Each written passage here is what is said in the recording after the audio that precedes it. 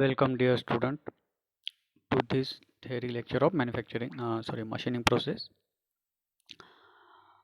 So now in previous lecture we had been through construction of simple lathe mechanism. Simple lathe means it is a center lathe, and in that we have been seeing principal parts of lathe machine.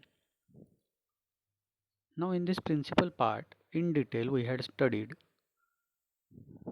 bed and headstock. Headstock में दो तरह के headstock होते हैं या दो तरह के mechanism we can use to run the spindle at variable speed using a single speed electric motor.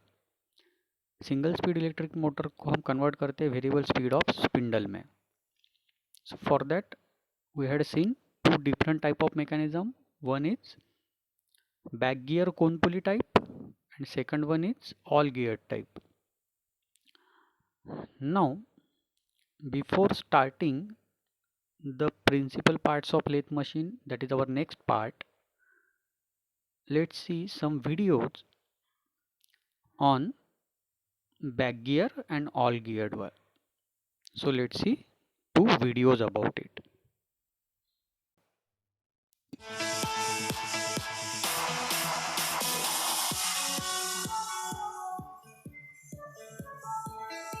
In this video, we are going to discuss the cone pulley drive and the back gear drive and see them working.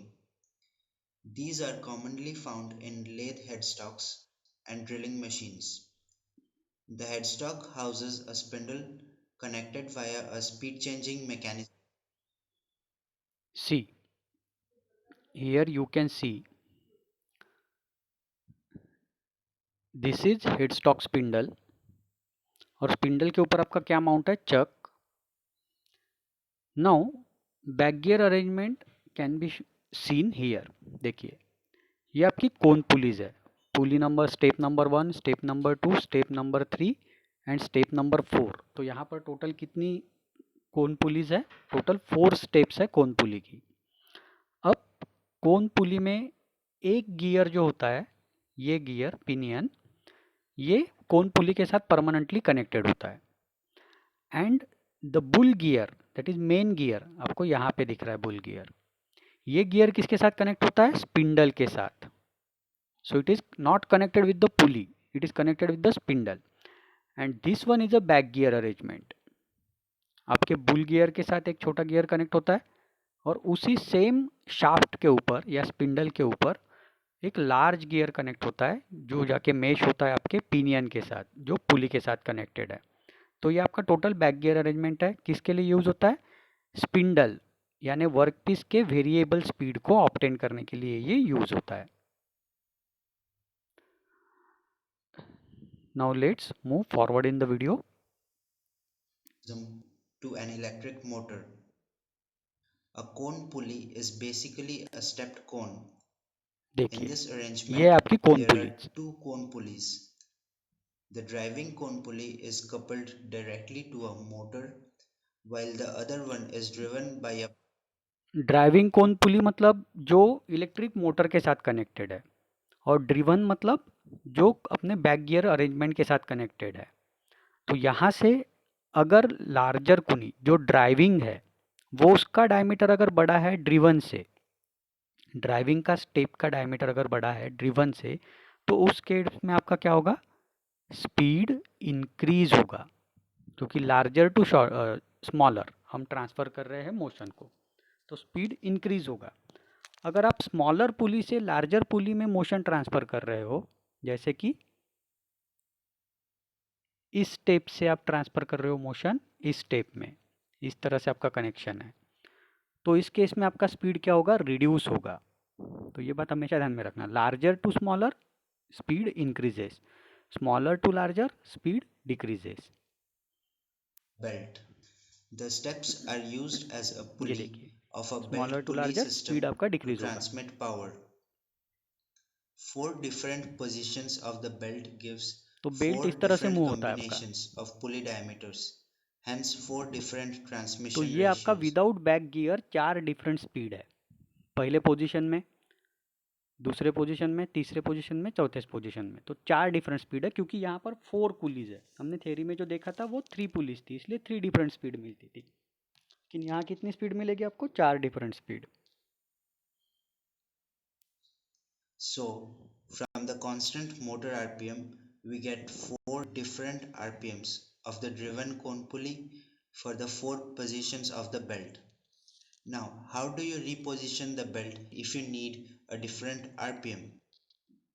Well, you stop the motor.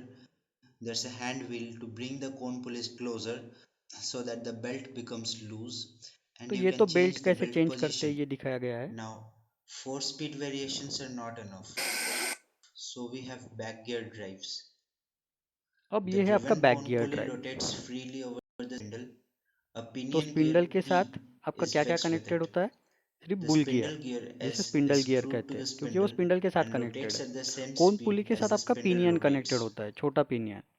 There are two और gears back Q gear and एक ही R shaft के on a ऊपर 2 parallel gear होते हैं, shaft that can be disengaged. जो आप These disengage are और engage called the कर सकते back हो कोन पुली gears. के साथ। For देखिए वहाँ faster स्लॉट है, speeds, ऊपर की the तरफ कर back दिया तो वो gears are डिसएंगेज हो जाएगा इस disengaged. तरह से, नीचे की The तरफ किया तो spindle वो gear एंगेज हो is जाएगा पूरा सिस्टम directly के साथ। connected to the cone pulley using a pin. अब So the पिन का spindle काम gear क्या है? rotates with the same speed as the यहाँ पर आप देख रहे हो, ये जो पिन है यहाँ पर, इसका काम है आपके बुल गियर को कोन पुली के साथ कनेक्ट करना। इतना ही काम है उसका, क्योंकि बुल गियर और कोन पुली कनेक्टेड नहीं है। बुल गियर आपका स्पिंडल के साथ कनेक्ट है और कोन पुली आपकी पिनियन के साथ कनेक्ट है। तो दोनों को कनेक्ट करने का काम कौन करता है? आपका पिन, जो लॉक पिन जिसे कहते हैं। cone pulley. So does the spindle. तो अभी पूरा सिस्टम एक सिंगल यूनिट से ऐसा घूम For रहा है। slower इसको speeds, अनलॉक कर the दिया, back gears Q and R are pin को engaged. अनलॉक कर दिया, The pin तो is अब कैसे removed. होगा? देखिए रिमूव कर the pin. Motion is transmitted from the cone pulley to the spindle gear अब via मोशन ट्रांसमिशन पर P, ध्यान दीजिए कैसे Q, होगा। and R. Such a gear train is called reverted gear train, and the arrangement is back-geared arrangement. Let's take a look at these ये mechanisms एक in a drilling machine back I gear found. Arrangement का live You can example है। see the belt, a motor, belt, and motor, 2 cone pulleys. Step pulleys. Power आप from यहाँ the पर देख motor सकते हो is स्टेप पुली किस transmitted तरह से through the होती है। driving cone pulley to the driven cone pulley. There is also a back gear drive back here. Gear If you drive भी look देख सकते हो closer, आप, you can जो see a आपके pinion gear left below hand the side cone में है। pulley and नीचे the पिनियन spindle है, gear ऊपर above spindle the gear cone है। pulley. These are the back gears Q and R. Right now the back gears are disengaged. You can और see ये है the lock pin pin that आपका। is engaged, connecting the spindle gear to the cone pulley. The cone pulley gives us 4 variations in speed. With the back geared arrangement, we get अब 8 total कितने हो different जाएंगे speeds. Speed 4 using back faster gear? speeds total when 8 the pin speed. is connected and 4 slower speeds when the back gears are engaged. Back gear जैसे engage होता है आपको slow speed मिलते हैं। अब दूसरा गियर बॉक्स हमने देखा था ऑल गियर्ड वाला, तो उससे भी थोड़ा सा समझ लेते हैं। हमने थियोरेटिकली तो समझा ही है, लेकिन एक्चुअल एनिमेशन में थोड़ा अच्छे से समझ में आएगा आपको। शाफ्ट किस तरह से होते हैं, स्पिंडल किस तरह से होता है और गियर किस तरह से मूव होते हैं। तो लेट्स सी ऑल गियर्ड है stock. So in an all-gate देखिए ये haystack, 3 we स्पिंडल use है। 3 shafts to transmit the power. एक The स्पिंडल power जो comes ऊपर from का the है shaft on the उससे upper मोटर side से and स्पीड to the मिलता है, shaft on और जो सबसे downside. नीचे Thus, वाला स्पिंडल it है goes to the वो live end. जो नीचे So वाला we शाफ्ट है वो attach कनेक्टेड है gears लेथ के to स्पिंडल के साथ, get सबसे various थर्ड speeds. नंबर वाला। तो अब देखते हैं गियर किस तरह से अरेंज होते हैं। I am trying to show you the gears. On the तो first suppose shaft, this is there are A 3 gear, gears. Here is gear number 1,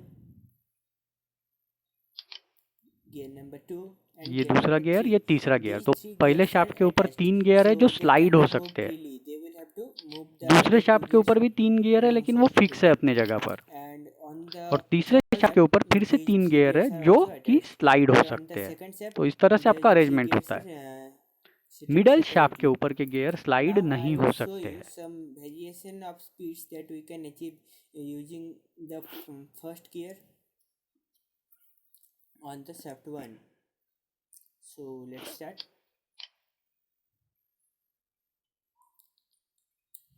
I am moving this one to the left side so that I can connect with the first gear on the second shaft.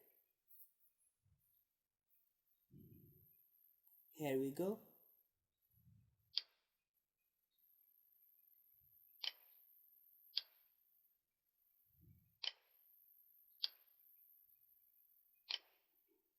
It would be slightly less. तो ये slide Maybe करके अपने this. Required position पे लेके आए हम। It is colliding. अब पहला गियर अरेंजमेंट आपने देख लिया किसके साथ किसको एंगेज किया है। Let's get it -3. तो इस तरह से स्लाइड करके Now it's आप okay. जो भी So gear the power required है would उसके come साथ from उसे the एंगेज blue कर shaft सकते to हो। the yellow one. Now उसी we तरह से would जो तीसरा attach शाफ्ट है the उसके ऊपर gears के from गियर the को भी आप shaft स्लाइड number करके 3. रिक्वायर्ड पोजीशन पे लेके जा सकते हो। So let's move the gears.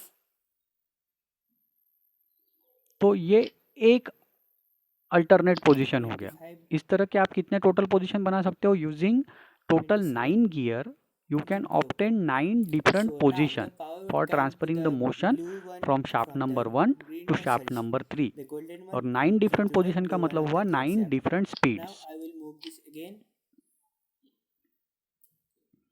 I will try to connect the gears on the right side.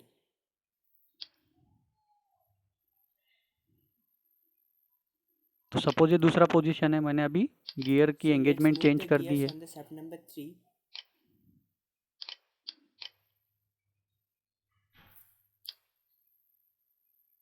No, this should not be. Now it's okay. Let's move it. Now using this combination, we can also achieve ये another set second of engagement speed हो गई। that would be different from the first one. This way, using those 3x3 gears, we can actually achieve nearly 27 combinations of speed. ये third position हो सकती है। I am showing you some, like I can just तो इसी तरह से or आप the अलग अलग पोजीशन पर गियर को रखकर 9 डिफरेंट स्पीड ऑब्टेन कर सकते हो if we are using total 9 gears 3 on each shaft.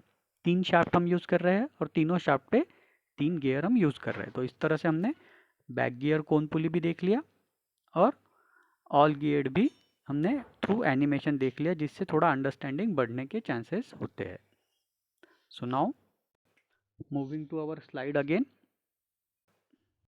Now again coming back to our topic principal parts of lathe machine. अब इसमें नेक्स्ट टॉपिक जो हम देखने वाले हैं that is called as tail stock. तो tail stock is a supporting member which can be slided over the bed using the center guide ways. Total 4 गाइडवेज होते हैं बेड के ऊपर, उसमें से जो 2 बीच में गाइडवेज होते हैं उसके ऊपर आपका टेल स्टॉक स्लाइड कर सकता है। It is use for supporting the long work pieces at the another and. एक एंड पे तो आपका वो होल्ड रहेगा चक में, या जिसे हम हेड स्टॉक कहते हैं, हेड स्टॉक के स्पिंडल में, और दूसरे एंड पे उसको सपोर्ट करने का काम करता है टेल स्टॉक। टेल स्टॉक का दूसरा काम होता है कि कटिंग टूल को होल्ड करना। कटिंग टूल जैसे ड्रिलर, रिमर, इस तरह के कटिंग टूल को होल्ड करने का काम भी उसका होता है। So now this is diagrammatic representation of A tell stock. वो किस तरह से होता है देखिए। सबसे नीचे तो आपका है बेड वेज, मतलब जो गाइड वेज जिसके ऊपर आपका टेल स्टॉक मूव हो सकता है। दूसरा टेल स्टॉक की बॉडी, तो ये आपका बेस होता है टेल स्टॉक का। ये बेस या बॉडी आपका क्लैंपिंग बोल्ट के साथ आप बेस के साथ फिक्स कर सकते हो, या इस क्लैंपिंग बोल्ट को रिमूव करके आप उसे स्लाइड भी कर सकते हो। ये क्लैंपिंग बोल्ट आपने फिट कर दिया तो फिर वो स्लाइड नहीं होगा, अपने जगह पे फिक्स हो जाएगा। अब जहाँ पर डेड सेंटर होता है वो पार्ट थोड़ा कॉम्प्लिकेटेड कंस्ट्रक्शन होता है इसका। जैसे एक तो होता है आपका आउटर बैरल, ये आउटर बैरल बॉडी के साथ कनेक्ट होता है। बैरल के अंदर एक स्क्रू होता है, ये आप देख रहे हो सेंटर में। ये स्क्रू आप जो हैंड व्हील होता है पीछे की तरफ टेल स्टॉक के, उस स्क्रू से उस हैंडल से स्क्रू को आप आगे और पीछे मोशन दे सकते हो, या रोटेट करने, हैंडल रोटेट करने से वो क्या होगा, स्क्रू आगे और पीछे मूव होगा। अब डेड सेंटर को ये स्क्रू क्या करता है, आगे की तरफ धक्का देता है। अगर आपको डेड सेंटर रिमूव करना है और वहाँ पे ड्रिल लगाना है, तो उस केस में इसको आप रोटेट करोगे तो डेड सेंटर आपका क्या होगा, आगे की तरफ रिमूव हो जाएगा। इसीलिए इसमें डबल बैरल कंस्ट्रक्शन किया जाता है। जैसे ये आउटर बॉडी है और ये इनर बॉडी है, तो इस इनर बॉडी और आउटर बॉडी के अंदर आपका डेड सेंटर फिक्स होता है और इसी पोजीशन पर आप ड्रिल को, रिमर को भी फिक्स कर सकते हैं। स्पिंडल क्लैंपिंग लीवर का काम है कि स्पिंडल को अपने जगह पर बना के रखना। मतलब ये जो डेड सेंटर है या टेल स्टॉक स्पिंडल है, उसे अपने जगह पर बना के रखना या इसे मूव नहीं होने देना। अगर ये स्पिंडल है आपका जिसके अंदर आपका डेड सेंटर होता है, ये स्पिंडल क्लैंपिंग लीवर एक बार आपने क्लैंप कर दिया तो ये हैंड व्हील आप रोटेट नहीं कर सकते, उसके बाद ये हैंड व्हील रोटेट ही नहीं होगा। मतलब आप इस सेंटर को रिमूव नहीं कर सकते हो, ये हमने फिक्स कर दिया using the spindle clamping lever. तो इस तरह का कंस्ट्रक्शन होता है।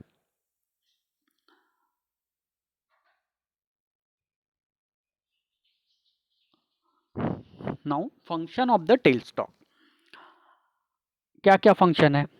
To provide support to the end of the work piece, अगर लॉन्ग वर्क पीस है तो उसे सपोर्ट प्रोवाइड करना।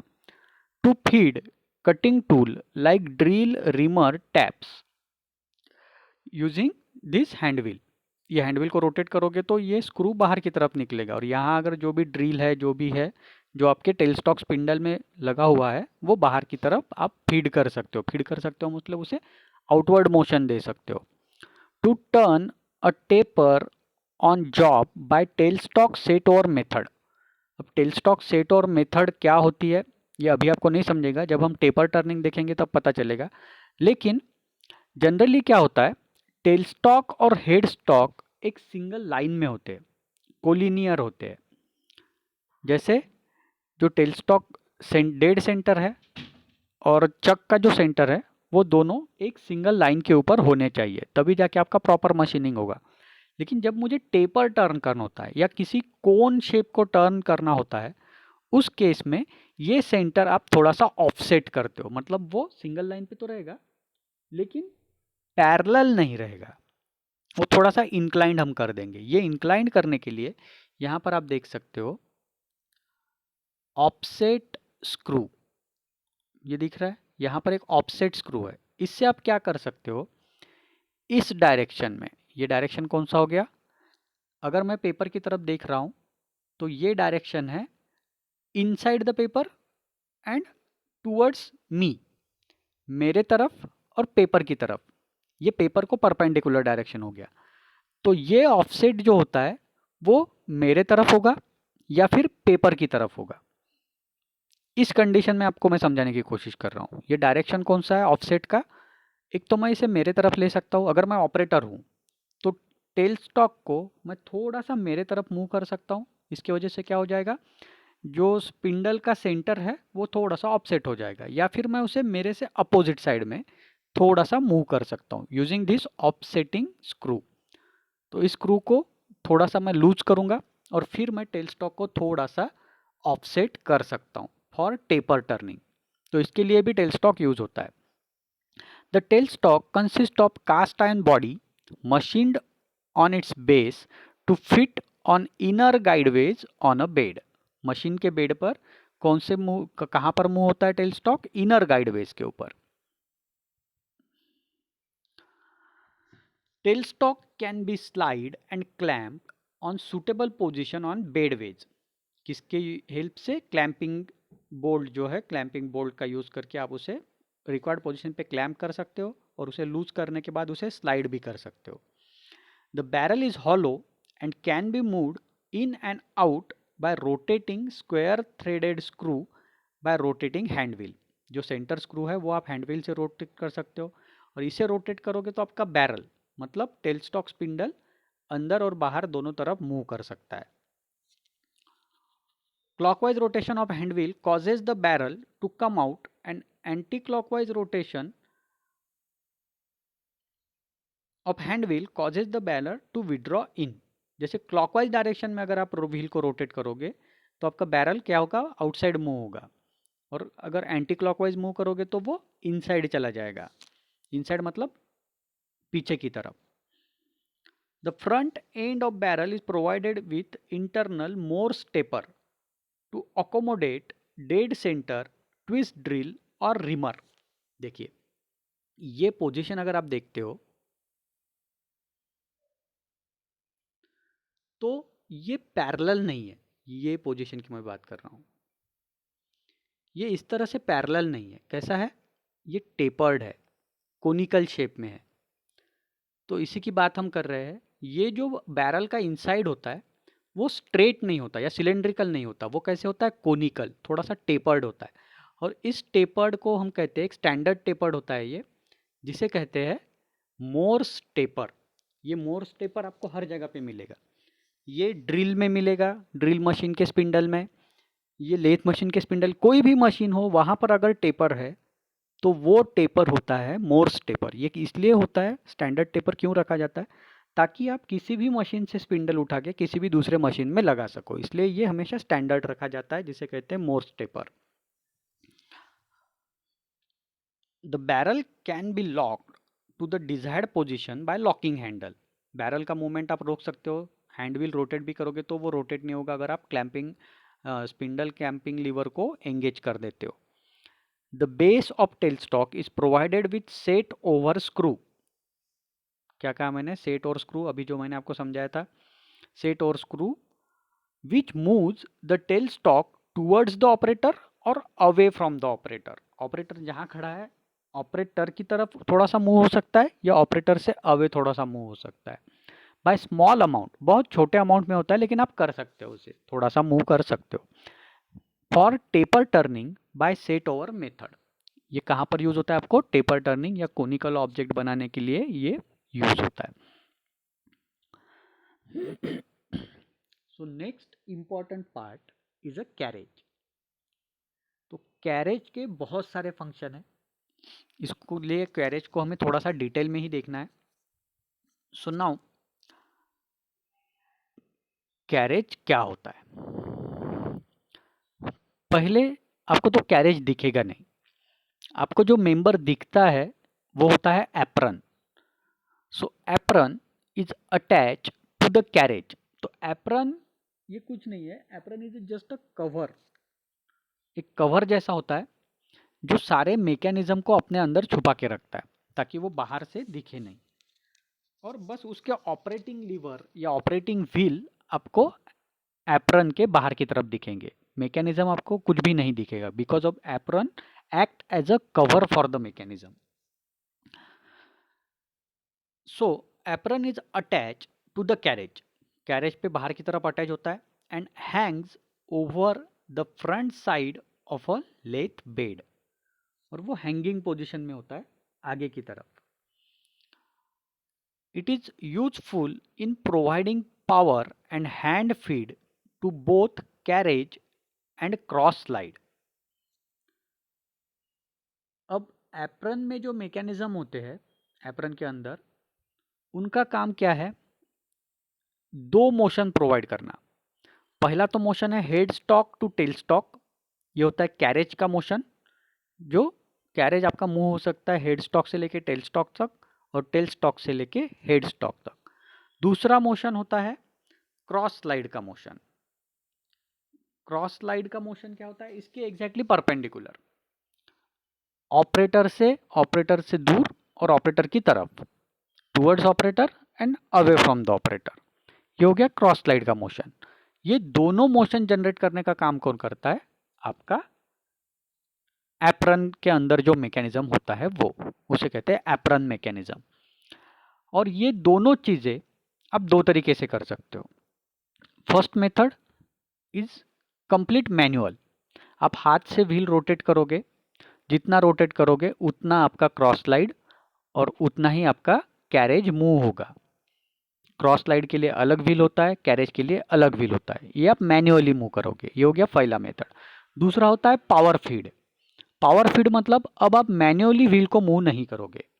एक पावर फीड का लीवर होता है, उसे जैसे ही एंगेज करते हो आप तो ऑटोमेटिकली आपका कैरेज मोशन में आ जाता है, ऑटोमेटिकली आपका क्रॉस स्लाइड मोशन में आ जाता है, तो इसे कहते हैं पावर फीड। तो ये दो तरीके हो गए, एक तो मैनुअल फीडिंग, दूसरा होता है power feeding. It is also used to provide power feed to the carriage during thread cutting through two half nut. Apron mechanism का और एक यूज क्या है, थ्रेड कटिंग के लिए पावर फीड देना। अब मशीनिंग के लिए पावर फीड देना ये अलग बात हो गई, एंड थ्रेड कटिंग के लिए पावर फीड देना ये कंप्लीटली डिफरेंट बात है। So these are completely two different things to provide the power feed for machining और power feed for thread cutting. तो दोनों काम करता है एप्रन मैकेनिज्म।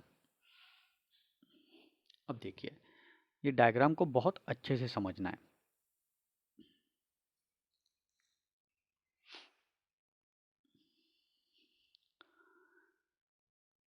सबसे नीचे आपको दिखेगा फीड रॉड, यहां पर आप देख सकते हो, दिस इज फीड रॉड। उसके ऊपर है लीड स्क्रू और उसके ऊपर है एक rack. Rack and pinion mechanism में जो रैक होता है उस तरह का रैक यहां पर है। तो तीन पावर मैकेनिज्म यहां पर है, जो पावर ट्रांसमिशन मैकेनिज्म जिसे कह सकते हैं। पहला तो है फीड रॉड, दूसरा है लीड स्क्रू और तीसरा है rack. Now this is your apron mechanism. ये हो गया आपका एप्रन मैकेनिज्म। इसमें बहुत सारे गियर्स होते हैं, लेकिन ये सारे गियर्स हर बार काम में नहीं आते आपके, बहुत सारे गियर्स हैं। तो ये डायग्राम पहले थोड़ा सा देख लीजिए, उसके बाद धीरे धीरे हम उसे समझते हैं। तो आपका जो ये फीड रॉड है ये थ्रू आउट है कंटिन्यू, सामने से एप्रन होने की वजह से वो दिखाई नहीं दे रहा है। लीड स्क्रू भी थ्रू आउट है, कंटिन्यू है एप्रन के पीछे से, और आपका रैक भी कंटिन्यूअसली एप्रन के पीछे से है। अब ये जो फीड रॉड है, ये फीड रॉड के ऊपर यहाँ पर एक वार्म गियर अटैच है। ये जो रेक्टेंगुलर आपको दिख रहा है यहाँ पर, this is a warm gear. तो फीड रॉड जब रोटेट होगा तो आपका ये वार्म गियर भी उसके साथ रोटेट होगा। Now this warm gear is attach with a warm wheel, और जिसे कहते हैं वार्म, या वार्म गियर को हम सिंपली वार्म अगर कहते हैं तो जो व्हील है जो वार्म गियर के साथ अटैच है उसे हम कहेंगे वार्म गियर। तो वार्म ये एक स्क्रू की तरह दिखता है। वार्म आपने देखा होगा, या नहीं देखा होगा तो आप इंटरनेट पे सर्च कर सकते हो वार्म गियर क्या होता है। उसका यूज क्या है, उसका यूज है non intersecting non parallel shaft के में से मोशन को ट्रांसफर करना। नॉन इंटरसेक्टिंग नॉन पैरेलल, वो इंटरसेक्ट भी नहीं होता है और एक दूसरे को पैरेलल भी नहीं होते, तो ऐसे शाफ्ट में मोशन ट्रांसफर करने का काम करता है। वो देखेंगे, उसका भी वीडियो देखेंगे, वो थोड़ा क्लियर होगा आपको।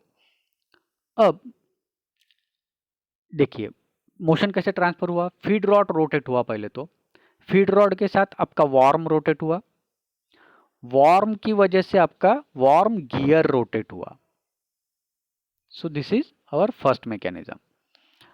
अब वार्म रोटेट हुआ है तो ठीक है, लेकिन ये मैकेनिज्म तब तक एक्टिवेट नहीं होता है क्योंकि इसके साथ आपका कैरेज रोटेट नहीं हो रहा है या कैरेज मूव नहीं हो रहा है, बिकॉज यहीं पर आकर आपका मोशन रुक गया। यहाँ से मोशन कहाँ जाएगा, यहाँ से मोशन जा सकता है ये तीसरे गियर में, लेकिन ये गियर बाकी कहाँ पर भी अटैच नहीं है। It is not attach anywhere else, so there can not be further motion transfer. Motion transfer will end here. तो देखिए feed rod to worm, worm to worm gear, and worm gear to this small gear G2. तो पहले तो हम देखते हैं manual feeding. Manual feed करने के लिए आपको कैरेज को मूव करना है। तो इस केस में कैरेज मूव कैसे होगा? तो देखिए, मुझे मशीन का यूज नहीं करना है, तो यहाँ पर आपका फीड रॉड किसी यूज में नहीं आएगा। Feed rod is use for power feeding. Automatic अगर आपको फीड करना है, कैरेज को ऑटोमेटिक मोशन देना है, क्रॉस स्लाइड को ऑटोमेटिक मोशन देना है, उस केस में आपका फीड रॉड यूज होता है, otherwise it has no use. अब मैनुअल के लिए क्या करता हूँ मैं ये व्हील रोटेट करता हूँ। इस व्हील के सेंटर में गियर है, ये गियर कनेक्टेड है। सपोज इसका नाम देखिए क्या है, इसका नाम है G5। अब G5 मतलब ये गियर, ये कनेक्टेड है आपके गियर G3 के साथ। So it is connected with G3। Sorry, G3 के साथ कनेक्टेड है क्या? हाँ, G3 के साथ कनेक्टेड है। और G3 के साथ और एक गियर है जो है G4, सेम शाफ्ट पर है G3 और G4, मतलब G3 रोटेट होगा तो G4 रोटेट होगा। और G4 आपका कनेक्टेड है इस रैक के साथ। तो अब कैसे मोशन ट्रांसफर होगा और किस तरह से मोशन होगा? मैं इस व्हील को रोटेट करूंगा, जिसे है कैरेज हैंडव्हील नाम है उसका। कैरेज हैंडव्हील नाम है मतलब उससे कैरेज का मोशन होगा। तो कैरेज हैंडव्हील को मैं रोटेट करूंगा। This carriage handwheel will rotate the gear G5. G5 is in mesh with gear G3. G3 is on the same shaft with gear G4, and now G4 is connected with rack. So this is rack and pinion arrangement. And what is the use of rack and pinion arrangement? Is to convert rotary motion into linear motion. तो अब मैंने hand wheel को rotate किया। After rotating the hand wheel means it is a rotary motion. This rotary motion will get converted into linear motion of this carriage, क्योंकि ये carriage पूरा का पूरा मूव होगा अलोंग दिस रैक। रैक के ऊपर वो मूव होना स्टार्ट हो जाएगा। So this is a linear motion of our carriage using hand wheel. ये मैन्युअली मैं कंट्रोल कर सकता हूँ। अब इसका cross motion means towards the operator, away from the operator. To generate cross motion there is a screw behind this gear G6। यहाँ gear दिख रहा है आपको G6। इसके सेंटर में एक लीड स्क्रू होता है, एक छोटा सा स्क्रू होता है। इस स्क्रू के ऊपर आपका क्रॉस स्लाइड मूव होता है। तो इस व्हील को या इस गियर को जब आप रोटेट करते हो, तो यहाँ पर भी एक छोटा सा व्हील होता है, हैंड व्हील। इसे जब आप रोटेट करते हो तो cross slide away from the operator towards the operator move हो सकता है। It will move away from the operator and towards the operator. So that is the manual feeding of carriage as well as cross slide. तो दोनों के लिए दो अलग अलग व्हील रहेंगे जिससे आप उसे मैन्युअली फीड कर सकते हो। अब दूसरा आता है पावर फीडिंग का। तो पावर फीडिंग के लिए मैंने आपको बताया था कि फीड रॉड यूज होता है पावर फीडिंग के लिए। तो पावर फीडिंग में हम क्या करते हैं, यहाँ पर आप एक लीवर देख सकते हो जिसके ऊपर 3 पोजीशन मार्क की हुई है, up, down and neutral. In neutral position मतलब जो अभी शो की गई है उस पोजीशन में कहीं पर भी मोशन ट्रांसफर नहीं हो रहा है। आफ्टर गियर G2 के बाद मोशन कहीं पर भी ट्रांसफर नहीं हो रहा है, because there is no further connection for gear.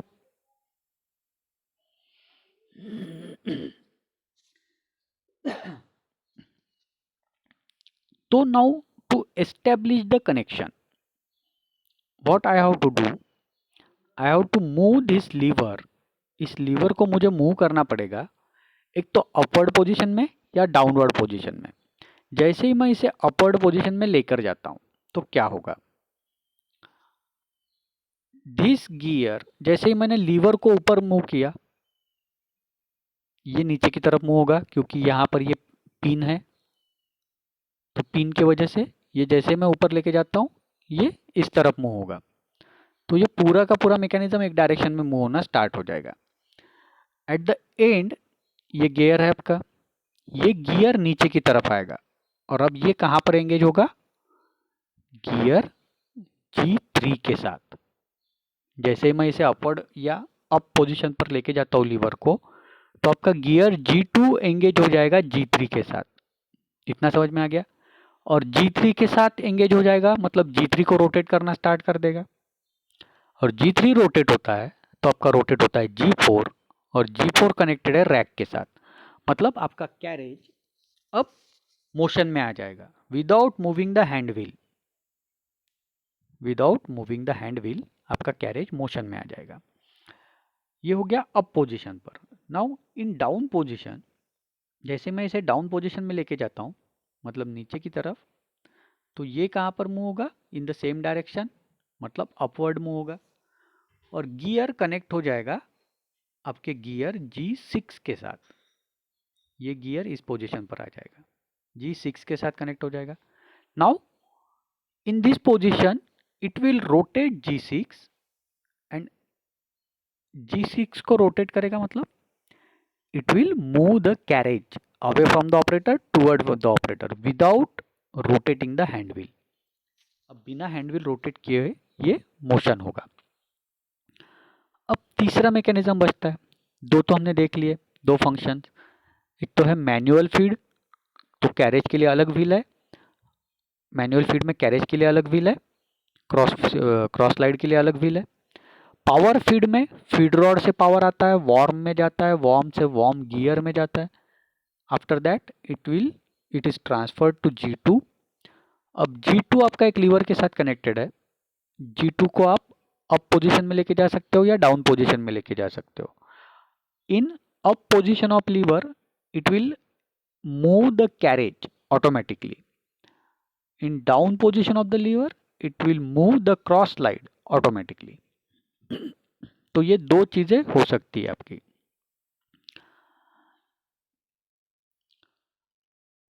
अब बचा है हाफ नट का यूज, मतलब थ्रेड कटिंग का यूज, क्योंकि एक पार्ट अब तक हमने उसका यूज नहीं देखा है, that is the lead screw. तो लीड स्क्रू भी रोटेट होते रहता है, but it is not engage with any gear system. तो वो रोटेट होता रहेगा अपनी जगह पर, but it will not cause any further movement.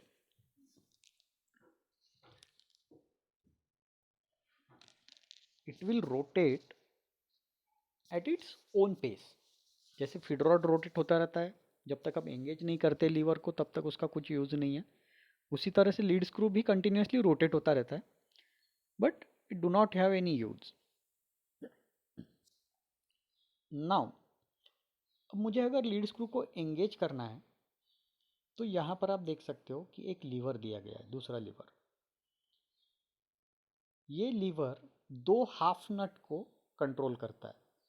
Half नट मतलब एक सिंगल नट होता है, उसको दो पार्ट में अलग अलग हम डिवाइड करते हैं। यहाँ पे आप देख सकते हो ये इनिशियली एक डिस्टेंस पे बने होते हैं, लीड स्क्रू के साथ कांटेक्ट में नहीं होते। जैसे ही इस लीवर को आप एंगेज करोगे, नीचे की तरफ पुश करोगे, तो ये दोनों पार्ट लीड स्क्रू के साथ कनेक्ट हो जाएंगे। और ये दोनों पार्ट लीड स्क्रू के साथ कनेक्ट हो जाएंगे मतलब it will connect the lead screw with carriage. अब ये नट स्क्रू के साथ कनेक्ट हुआ। स्क्रू नट मैकेनिज्म फिर से क्या करता है, it will act as a rack and pinion mechanism, क्योंकि ये भी rotary motion of lead screw को कन्वर्ट करेगा linear motion of this half nut के लीनियर मोशन में कन्वर्ट करेगा। और हाफ नट ये एंगेज है कैरेज के साथ, so indirectly it will move the carriage using the lead screw. अब हम कैरेज को मूव कर रहे हैं using the lead screw. Now what is the difference between motion of carriage using feed rod and lead screw is that feed rod के साथ जब आपका कैरेज एंगेज होता है, उस केस में जो कैरेज का स्पीड होता है वो थोड़ा ज़्यादा होता है, because it is operated by a worm and worm gear. But lead screw में जो कैरेज का स्पीड होता है it is defined by the pitch of lead screw. Lead screw की जो पीच होती है उससे डिफाइंड होता है कैरेज का speed. So using lead screw the speed of carriage is calculated speed. वो आप चेंज कर सकते हो क्योंकि it depends upon lead screw. और लीड स्क्रू हम तभी एंगेज करते हैं जब आपको थ्रेड कटिंग करनी होती है, because there are threads on lead screw. Lead screw पे ऊपर भी थ्रेड होते हैं, यहाँ पर देख सकते हो आप. तो इस थ्रेड का यूज़ करके हम प्रॉपर स्पिंडल स्पीड और इस थ्रेड्स का यूज़ करके किसी भी थ्रेड को आप कट कर सकते हो ऑन द लेथ मशीन. तो अब थ्रेड जनरेशन जो होता है इसमें सबसे इम्पोर्टेंट होता है लीड स्क्रू.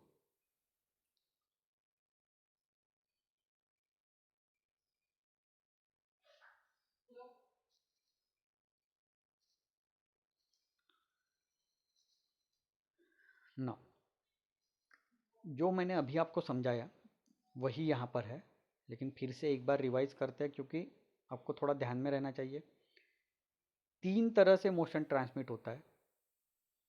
एक तो थ्रू फीड रॉड, दूसरा है थ्रू हैंड व्हील और तीसरा है through lead screw.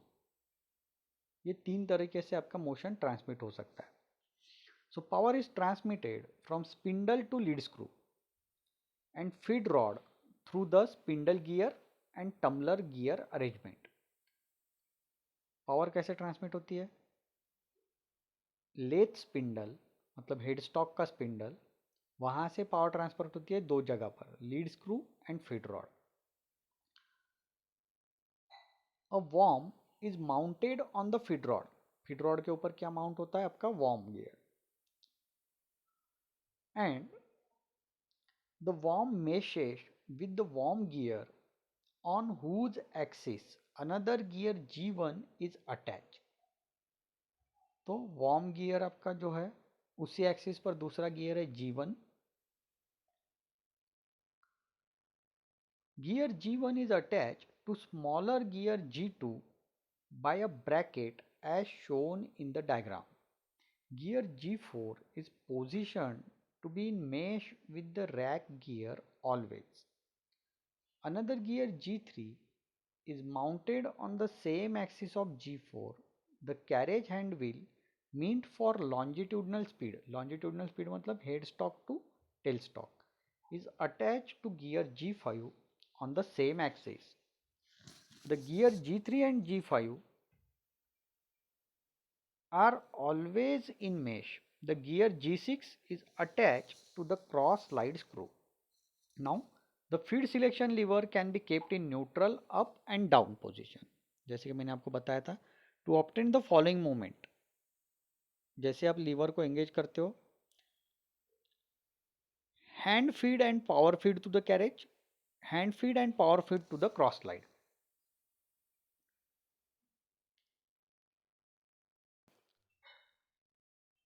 So carriage का सबसे इम्पोर्टेंट मैकेनिज्म या एप्रन का जो सबसे इम्पोर्टेंट मैकेनिज्म वो क्या है? फीडिंग.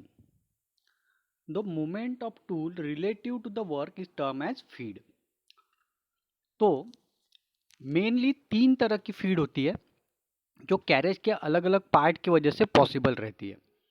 पहला होता है लॉन्जिट्यूडनल फीड. ये कब होता है?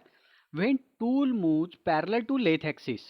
मतलब head stock to tail stock, tail stock to head stock जब टूल का मूवमेंट होता है उसे कहते हैं हम longitudinal feed. The movement is term as longitudinal feed. This type of feed is obtain by carriage. ये फीड किसका होता है? पूरे का पूरा कैरेज सिस्टम का जो मोशन होता है वो रिस्पॉन्सिबल होता है लॉन्जिट्यूडनल फीड के लिए. एंड अगेन दिस में बी हैंड और पावर ऑपरेटेड. मैन्युअली आप हैंड व्हील रोटेट करके ये फीड दे सकते हो या फिर लीड स्क्रू के फीड रॉड के थ्रू आप लीवर एंगेज करके भी ये फीड दे सकते हो. दूसरा होता है cross slide feed. When tool moves at right angle to the lathe axis. अब लेथ एक्सिस मतलब tail stock to head stock. Longitudinal feed का जो डायरेक्शन है वही डायरेक्शन है आपके लेथ एक्सिस का. इसे परपेंडिकुलर जब टूल मूव होता है, यानी ये क्या डिसाइड करता है? Depth of cut. तो ये फीड डिसाइड करती है depth of cut. The movement is term as cross slide feed. The type of feed is obtained by cross slide. ये कैरेज का एक पार्ट है क्रॉस स्लाइड. ये भी हैंड और पावर ऑपरेटेड हो सकती है. तो यहाँ पर भी दोनों ऑप्शन पॉसिबल है. आप हाथ से भी उसे मूव कर सकते हो या फिर फीड रॉड के थ्रू भी उसे मूव कर सकते हैं. एंगुलर फीड, तीसरा फीड होता है एंगुलर फीड. ये काम में आता है टेपर टर्निंग के वक्त. When tool moves at any angle to except right angle along the lathe axis. Lathe axis को कोई एक छोटा एंगल करके बना रहा है, ये क्या होना चाहिए 90 से कम, तो उसे हम क्या कहते हैं एंगुलर फीड. इस टर्म है angular feed. This type of feed is obtained bye compound slide. Compound slide ये सबसे टॉप का पोर्शन है, उसके ऊपर टूल पोस्ट माउंट होता है. मतलब पहले होता है सैडल, सैडल के ऊपर होता है क्रॉस स्लाइड, क्रॉस स्लाइड के ऊपर होता है कंपाउंड स्लाइड और कंपाउंड स्लाइड के ऊपर होता है टूल पोस्ट. तो इस कंपाउंड स्लाइड को आप एक पर्टिकुलर एंगल पे सेट कर सकते हो और इस सेटिंग के थ्रू आपको क्या मिलती है एंगुलर फीड. लेकिन एंगुलर फीड सिर्फ मैनुअल होती है, हैंड ऑपरेटेड. ये आप पावर फीड नहीं ले सकते यहाँ पर. Feed mechanism in the combination of different unit through which motion of head stack spindle is transmitted to the carriage of lathe machine. Following units play role in feed mechanism of lathe machine. क्या important part है वो है end of bed gearing, जहाँ से feed rod और lead screw को आपका motion जाता है. Feed gear box, feed rod के लिए जो गियर बॉक्स है वो, lead screw and feed rod and apron mechanism. तो इतने सारे 4 इंपॉर्टेंट पार्ट है आपके पास जिससे आपका पूरा फीड मैकेनिज्म रन होता है, चाहे मैनुअल हो या ऑटोमेटिक हो. The gearing at the end of bed. And of bed मतलब बेड के आपके लेफ्ट हैंड में लाइव सेंटर के नीचे यानी हेड स्टॉक के नीचे गियर्स होते हैं. ये गियर डिसाइड करते हैं कि फीड रॉड कितने स्पीड पे रोटेट हो, लीड स्क्रू कितने स्पीड पे रोटेट होगा. ये डिसाइड करने वाले गियर होते हैं.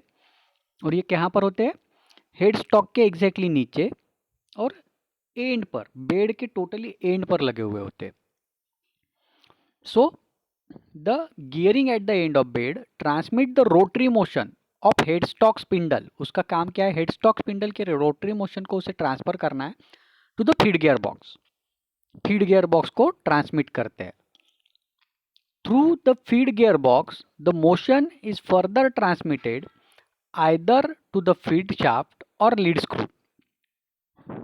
फीड गियर बॉक्स मोशन किस में ट्रांसमिट करता है, एक तो फीड रॉड में या फिर लीड स्क्रू में, depending on whether the lathe machine is being used for plain turning और स्क्रू कटिंग. प्लेन टर्निंग के लिए क्या यूज होगा फीड रॉड और फीड शाफ्ट, और स्क्रू कटिंग यानी थ्रेड कटिंग के लिए क्या यूज होगा lead screw. The feed gear box contains a number of different size of gears. इसमें बहुत सारे गियर्स होते हैं फीड गियर बॉक्स में, जैसे all gear type head stock में होते हैं उसी तरह से यहाँ पर भी बहुत सारे गियर्स होते हैं. The feed gear box provide a mean to alter the rate of feed and the ratio between revolution of headstock spindle and movement of carriage for thread cutting by changing the speed of rotation of feed rod और lead screw. इसके दो काम है. Feed gear box हम क्यों provide करते हैं. पहला तो है जब आप फीड देते हो तो अलग अलग फीड आपको देनी पड़ती है depending upon size of material, depending upon hardness of material, depending upon brittleness और ductility of material, whether material is ductile और ब्रिटल. तो उसके डिपेंडिंग आपको बहुत अलग अलग तरह की फीड वेरिएशन चाहिए होती है. तो ये कहाँ से मिलेगी आपको, ये मिलेगी आपकी फीड गियर बॉक्स से. दूसरा उसका काम क्या है, ये स्पिंडल स्पीड और कैरेज मूवमेंट इसका रेशो चेंज कर सकती है. मतलब स्पिंडल एकदम फास्ट रोटेट होगा और कैरेज एकदम स्लो रोटेट होगा. ये आपकी रिक्वायरमेंट होती है कभी कभी थ्रेड कटिंग के वक्त, या स्पिंडल का स्पीड हम कम कर देंगे, कैरेज का स्पीड थोड़ा सा बढ़ा देंगे. जितना कैरेज का स्पीड लार्ज होगा उतने आपके थ्रेड जो है वो फाइन कट होंगे, सॉरी लार्ज कट होंगे, और जितना कैरेज का स्पीड स्लो होगा उतने आपके थ्रेड जो है वो फाइन यानी स्मॉल थ्रेड कट होंगे। तो इसलिए कैरेज स्पीड इंपॉर्टेंट होता है for cutting of the thread. The apron is fitted to the saddle. Apron आपका एप्रॉन मैकेनिज्म हमने डिटेल में देखा है, वो कहाँ पर कनेक्ट होता है, सैडल के साथ कनेक्ट होता है। It contains gears and clutches to transmit motion from feed rod to the carriage and half nut with engage with lead screw during cutting of thread. तो ये दोनों मैकेनिज्म हमने देखे हैं डिटेल में, फीड रॉड और लीड स्क्रू वाला। For automatic feeding the following feed mechanism are use. अब ऑटोमेटिक फीडिंग के लिए जो गियर यूज होते हैं या मैकेनिज्म यूज होते हैं वो हमें देखना है। जो हमने इनिशियली देखा था वो सिंपल वाला मैकेनिज्म था। अब जो हम देखने वाले हैं ये थोड़ा कॉम्प्लिकेटेड मैकेनिज्म है, वही मैकेनिज्म है लेकिन मैकेनिज्म को समझाने के लिए पहले हमने सिंपल टर्म देखी थी, अब थोड़ा कॉम्प्लिकेटेड वाला देखेंगे। तो ऑटोमेटिक फीडिंग के लिए जो मैकेनिज्म यूज होते हैं उसमें से पहला है tumbler gear reversing mechanism, quick change gear box, tumbler gear quick change gear box, bevel gear feed reversing mechanism. तो इसमें से हमें पहला देखना है टम्बलर गियर, यह हम नेक्स्ट क्लास में देखेंगे। Have a good day.